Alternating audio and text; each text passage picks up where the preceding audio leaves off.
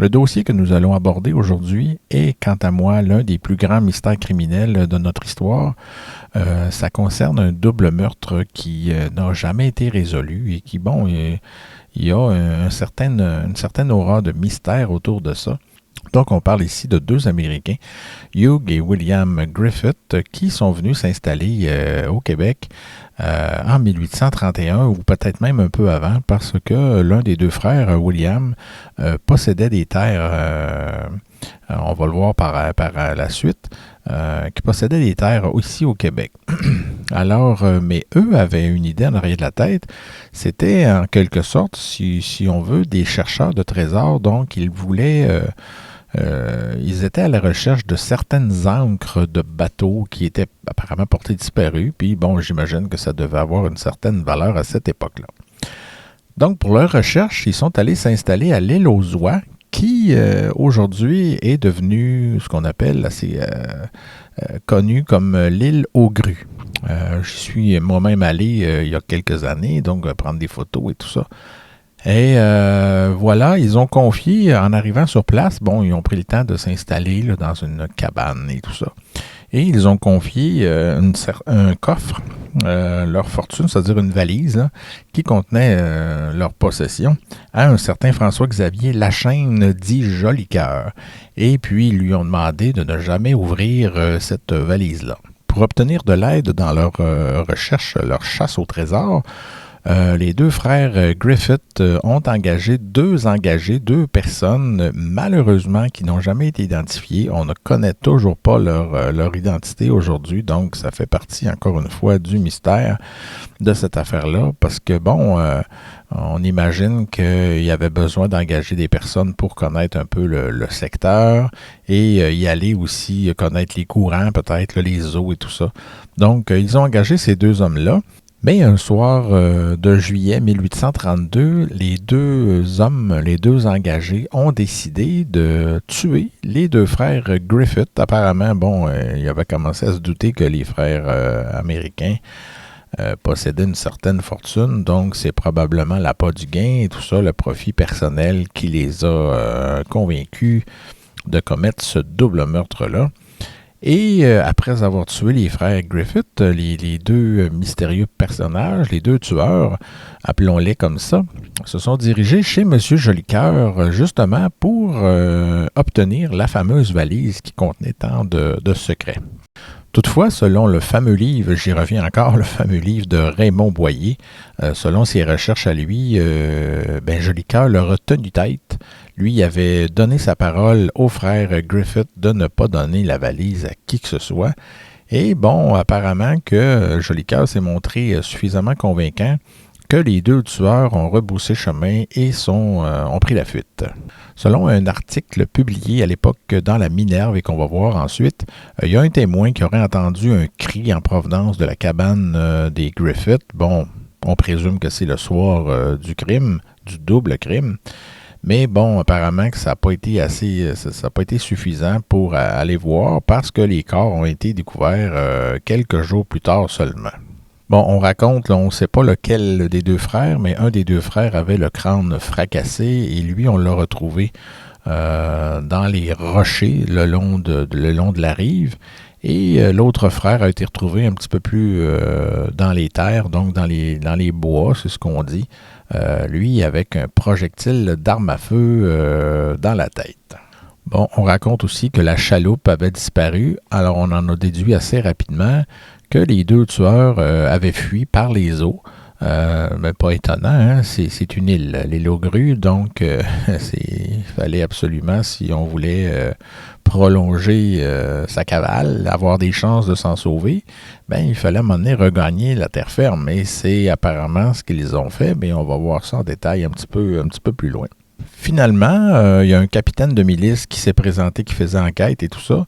Ce qui était malheureux, c'est que les deux tueurs semblaient avoir quelques jours d'avance là, sur les autorités, évidemment. C'est ce qui les a probablement aidés à disparaître dans la nature. Mais le capitaine de milice est allé chez M. Jolicoeur et bon, là, avec l'accord un peu des autorités de tout le monde, on a décidé d'ouvrir la fameuse valise que Jolicoeur avait vaillamment protégée. Peut-être, justement, peut-être que le contenu de cette valise aurait pu donner une piste, résoudre le crime, etc. Donc, il fallait absolument en savoir plus et c'est normal, je pense, là, d'avoir forcé la valise. On raconte aussi dans ce qui, je pense, pourrait devenir une certaine forme de légende. J'ai pas entendu parler de quoi que ce soit que le double meurtre des Griffin est devenu une légende au même titre que la Corriveau ou bon que le docteur l'Indienne, comme on a vu récemment. Mais bon, je pense que ça mériterait vraiment de l'attention, un peu plus d'attention et tout ça. On va le voir, par contre, on est limité dans la documentation pour en savoir plus sur ce crime-là. Mais bon, quand on a ouvert la valise, on a découvert de l'argent, donc 70 livres.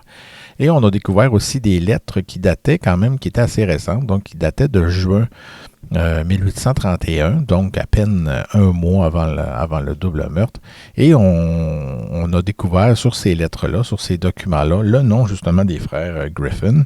Mais on a vu aussi des noms comme Griffith, Campbell et Cameron. Donc, qu'est-ce que ça voulait dire? On ne le sait pas. L'enquête n'a pas permis d'en savoir plus là-dessus. En tout cas, c'est ce qu'on retient aujourd'hui. C'est ce qui a survécu comme information. Et on raconte aussi que les frères Griffith ont été enterrés par des habitants locaux. Où ont-ils été enterrés? Ça, on l'ignore. C'est le mystère le plus complet. À l'arrivée du coroner Panet, lui a décidé d'exhumer les deux corps, donc pour permettre de faire sa propre enquête. Il avait absolument besoin de cela. Et il a identifié les victimes, lui, de façon plus officielle, justement, d'après les documents qui ont été trouvés dans la valise, donc des lettres, des livres aussi. Il y a des livres qui avaient été signés du nom des Griffith, là, comme leur appartenant, tout cela.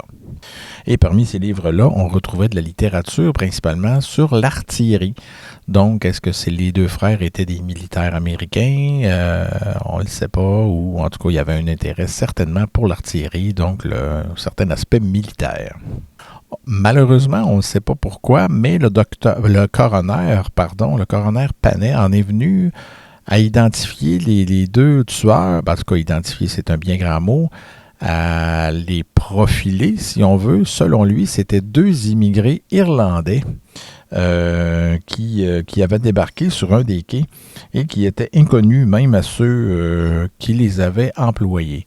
Donc, même les frères Griffith ne les connaissaient pas. Donc, ça aurait peut-être été préférable pour eux de se protéger, d'engager des personnes vraiment du milieu local, donc de l'île aux Oies à l'époque, qui est l'île aux Grues. Donc, ça aurait peut-être été préférable pour eux d'engager des personnes connues sur place, des habitants qui étaient là depuis longtemps, et non pas deux émigrés de passage. Bon, ici, ce qui est intéressant, même le coroner Panet fait des déductions intéressantes qui sont pratiquement dignes, j'oserais pas dire de Sherlock Holmes, mais de certains enquêteurs de notre époque. Lui, il a compris que le vent étant d'ouest la journée du meurtre, il a pensé que les deux tueurs avaient descendu la rivière. Bon, par rivière, on comprend que c'est certainement le fleuve dont il voulait parler. Mais qu'à un certain moment, le vent avait changé, donc on ne précise pas par contre si c'est le lendemain, le surlendemain, bref, et tout ça. Et que là, lui a pensé que peut-être que les deux tueurs avaient remonté, donc avaient changé de direction à ce moment-là. Et c'est d'ailleurs ce qui a fait écrire M. Panet, et ça on le sait par les journaux. Il a écrit, et je cite, « Ils ignoraient, en parlant des tueurs, ils ignoraient entièrement la manière de conduire une chaloupe, aussi bien que le cours de la rivière, et on peut supposer que débarquant à quelque part, la seule circonstance d'être étranger pourra faire naître des soupçons qui conduiront à leur découverte. » Donc, c'est quand même pas rien. C'est la première fois que je vois ça de façon chronologique depuis la Nouvelle-France, qu'un coroner va aussi loin dans ses déductions. Et c'est pas bête non plus, parce que le fait qu'il soit étranger, tout ça, il essayait, je pense, d'estimer où ils auraient pu regagner la terre ferme. Et c'est vrai aussi que le fait d'être des étrangers aurait pu attirer l'attention. Donc, il espérait peut-être encore, il y avait espoir de retracer les coupables. Parce que là, on est en 1831, les policiers ne sont pas très nombreux sur le territoire québécois et dans bien des cas, bon, les corps policiers n'existent pas encore. Alors, c'était à lui de faire un peu ces déductions-là pour essayer de faire enquête finalement. Il en est même venu à la conclusion, et ça je l'ajoute ici parce qu'on a parlé que, bon, il y avait un des frères qui a eu le crâne fracassé et tout ça, mais lui en a déduit que les têtes des deux victimes étaient tellement mutilées qu'il soupçonnait fortement l'utilisation d'une hache. Donc, ce qui ajoute au mystère encore plus, qui en met un petit peu plus sur le feu, comme on dit, c'est que j'ai demandé l'enquête de coroner à BANQ Québec récemment. Là, évidemment, la vidéo va être publiée quelques mois après que je l'enregistre actuellement. Donc, on va être décalé dans le temps. Mais j'ai eu la réponse aujourd'hui comme quoi que l'enquête est introuvable. L'enquête de coroner est introuvable. J'ai même essayé auprès de BANQ Rimouski. Et Québec m'a répondu qu'eux autres non plus ne l'ont pas.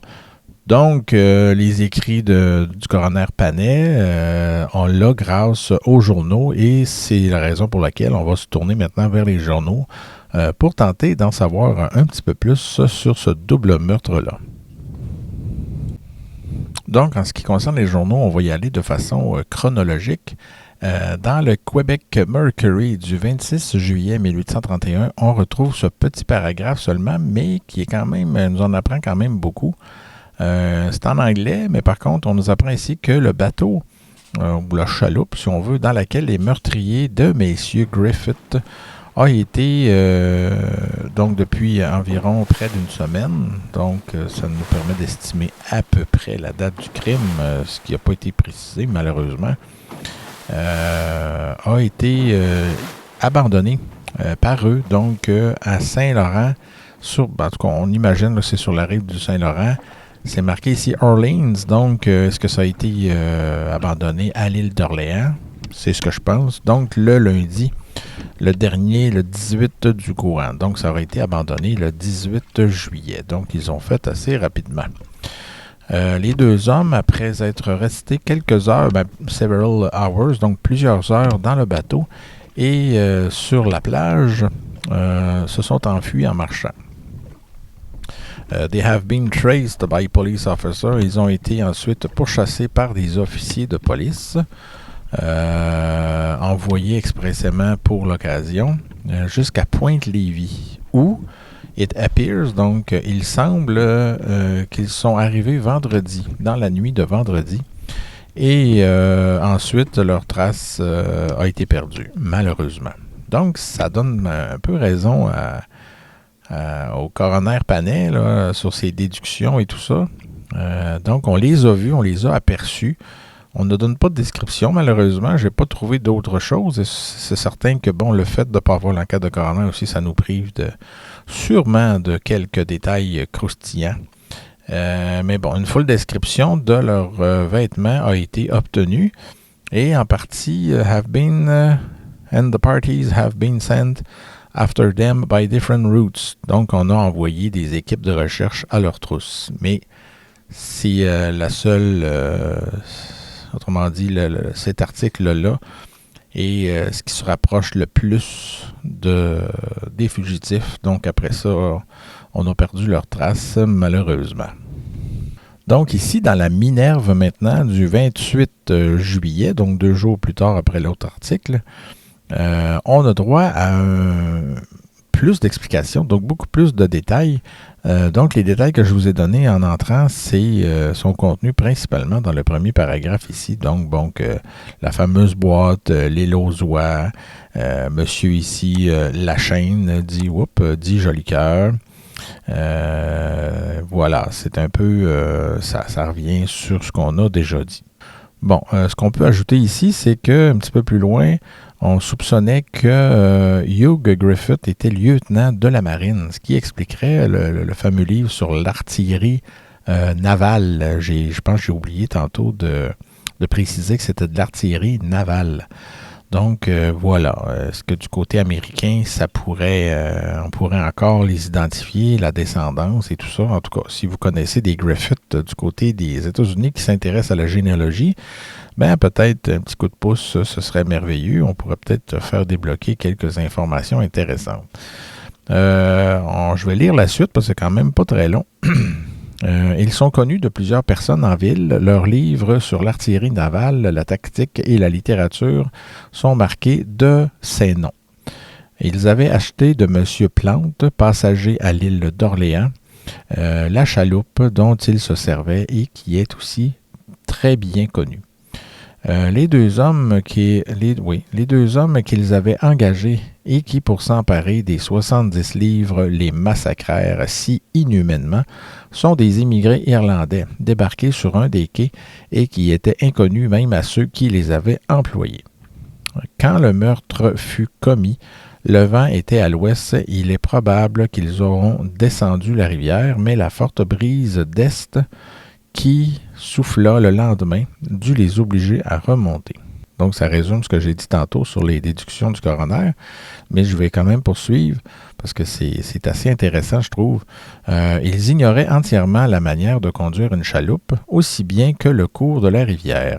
Et on peut supposer que, débarquant à quelque part, la seule circonstance d'être étranger pourra faire naître des soupçons qui conduiront à leur découverte. L'un des messieurs Griffith possédait des terres dans les parties supérieures de la province.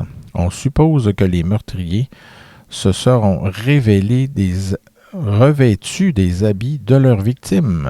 Un autre détail intéressant. D'après l'examen des parties fracturées, il est douteux que leur mort ait été causée par des instruments à feu. On en déduit que c'est des armes à feu. Ils avaient la tête entièrement brisée, probablement par des coups de hache. Nous apprenons que messieurs Griffith ont des parents très respectables dans le pays de Galles où ils sont nés, et que le plus jeune des deux frères devait retourner en Angleterre sous peu de temps. Il était descendu de Bytown sur l'Ottawa. Donc, on a un indice peut-être pour retracer la descendance ou l'ascendance des frères Griffith. Et pour terminer, j'ai trouvé ici, en date du 20 août 1831, un petit texte, tout simplement, qui est un avis là, sous-signé « Succession vacante de feu William Griffith ». Donc, on parle ici du défunt William Griffith. Donc, on était en train de liquider ses terres. Donc, c'est la preuve qu'il possédait effectivement des terres au Québec. Alors, voilà. Sur ce, je vous laisse méditer. Et, bref, c'était un de nos plus grands mystères criminels de notre histoire.